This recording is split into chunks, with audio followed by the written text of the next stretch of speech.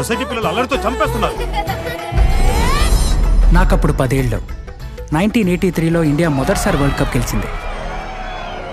అప్పుడే మొదలైంది world cup చేతిలోకి తీసుకోవాలన్న కోరిక.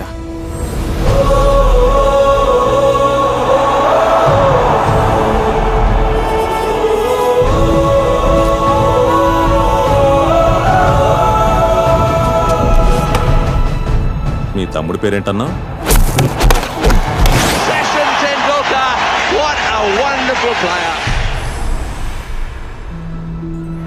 క్రికెటే ముందు, తర్వాతే మేమంతా.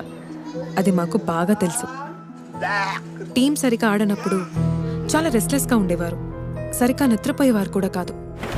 మ్యాచ్ ఫిక్సింగ్ జరిగిందనడానికి తగినన్ని సాక్ష్యాధారాలున్నాయి.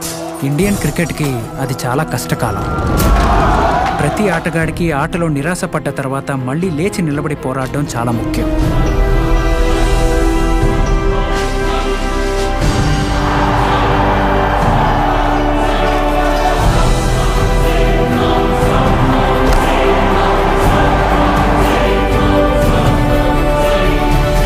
I would tell people Sachin ఆడడానికి వస్తే నాకు చెప్పండి అని.